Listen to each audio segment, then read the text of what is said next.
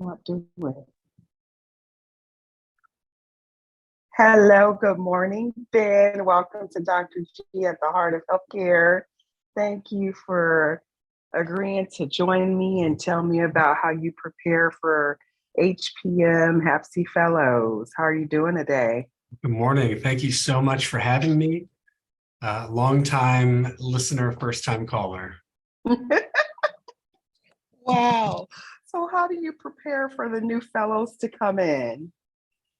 Well, I think setting the stage for success, making sure that our first month is our orientation month, is full of opportunities for them to learn what hospice and palliative care is and what it isn't, and then time for them to, more than any other field of medicine, I think working with a team is important. So giving them a month to learn who's on our team, to learn about the interdisciplinary of what we do, and then to meet other folks in the hospital.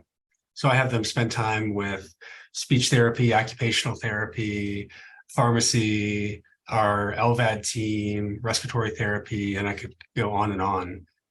Just knowing who they can ask questions to, so that, you know, when we're doing our job of bringing everyone together to provide excellent person-centered care, you know, they have a familiar face. That's awesome. I wish I had that kind of orientation for residency. You know, it's like we're thrown in, but I wish we could just, you know, have that for a month and then start, instead of just how they threw us right into the fire. I put out an episode last week for the residents, so hopefully they'll know how to have difficult conversations or just, you know, primary care, palliative care conversations on day one. But you're definitely getting our fellows ready to do some amazing work. Yeah. I met you through HAPC Virtual Didactics and met Twitter. How did you come up with that or create it? Tell us how it developed. Well, one of the good things that came out of the pandemic, I think one of the very few good things that came out of the pandemic was I had just started as an attending, and I was watching our group give lectures to other folks in our group virtually from, you know, 30 feet away. And I thought, well, why can't we have these why can't folks from outside of our institution join these lectures? Why can't we provide expert level content to the masses of hospice and palliative care fellowships? You know, some places are fortunate to have 30 hospice and palliative care trained physicians and, you know, masses of palliative care trained NPs and social workers and pharmacists and therapists. But my institution is not, and most institutions aren't. So I wanted to create a free virtual resource for anyone interested, so that we can all get expert level training in this stuff. We're kindred spirits in that sense, huh? Absolutely. Yeah. Absolutely. That's good.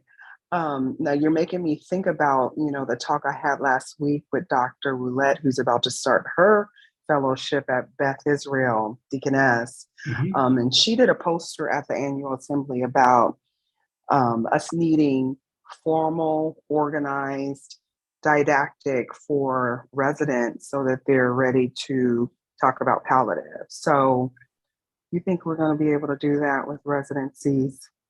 I think we're moving in the right direction as the program requirements are changing.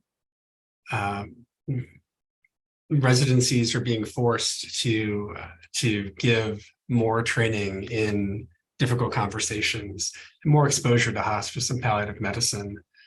The internal medicine program requirements just shifted from suggested to required experience. And the one area, as you know, we met at the annual assembly this year, we saw how big psychiatry topics are in palliative medicine right now. Well, the program requirements for psychiatry don't mention the word palliative once, at least in this iteration, at least for 2023, 24.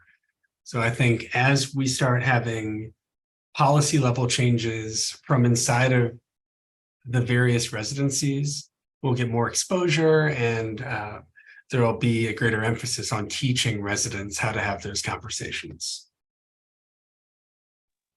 And that will be fantastic to get these things happening upstream. So that's wonderful. I just want to let you know that if you need your HPM fellows to know what to do on their home hospice rotation, I'm happy to help, but they can just listen to this. That's why I replied to your tweet this morning, because I want them to know that it's those same skills we use in the hospital. We just take it to the home and kind of combine those, home etiquette skills and serve patients there. So I want to run through the mnemonic with you and see if, we can kind of color that for the fellows so they're ready. So what hospice physicians do, and that's from my home hospice perspective, there's that mnemonic hospice. So the H is for home visits. Go to their home, wherever it is. Sometimes it's a SNF, an assisted living, a memory care. It might be a trailer. It might be an Ocean View home in San Diego where I'm working now. But it's still, we treat them all the same, right? Mm-hmm. That's right. Yeah. And then we take on call for hospice, because someone has to be there to answer those calls, to manage those visits. We sign a bunch of stuff. We prognosticate, which we're hoping everyone does. And we have our team, the interdisciplinary team, IDT. We sign CTIs. That's a little skill that's really important, but it's very easy. It's just a mini HMP with pertinent information about a dying patient. And then we have engagement with the team and families, care conferences, PTOT, which you remember, the LVAD team, the consultants. And so that's what we do. Yeah, I've actually downloaded your hospice guide. It's not going to show up on my blurry phone, but it's nice. here. What a great resource. Yeah, it's a gift, and I'm excited to have it there so that they're ready to hit the ground running. Because I think home care is where it's going.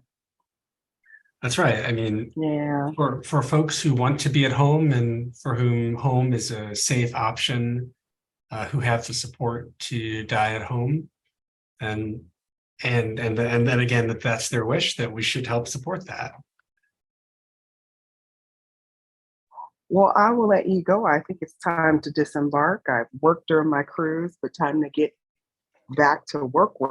The other job. Tell me about that hat you're wearing. Oh, that is my my Montessori chicken hat. My daughter goes to Montessori, and she has a chicken bag, and the chicken is the theme of their Montessori. Before you let me go, I have a very important question for you. Here on the East Coast, we always joke about the child that comes from somewhere else in the last minute. And sometimes we'll say something like the child from California syndrome. So from your perspective, is it the child from New York syndrome, or do you have a name or a state that you associate with that relative who maybe hasn't been involved in care until the 11th hour?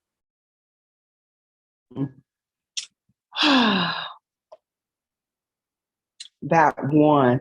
You can just say that one and kind of leave it open, and everyone knows, because every family has one. I'm so glad you joined today so we can get this out to the fellows, and thank you for all you do. I learned so much from your virtual didactics, just to have that community and connection, and I hope more people tune in and get that CME. Yeah, check it out. We offer CME and ABIM maintenance and certification credit this upcoming semester from July through December is going to be amazing.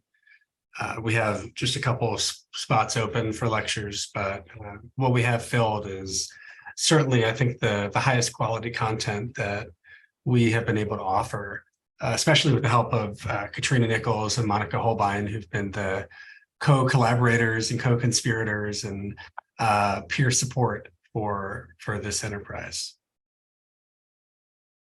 All right. Well, thank you, Ben. I will see you on Med Twitter. Can't wait. Take care. Bye.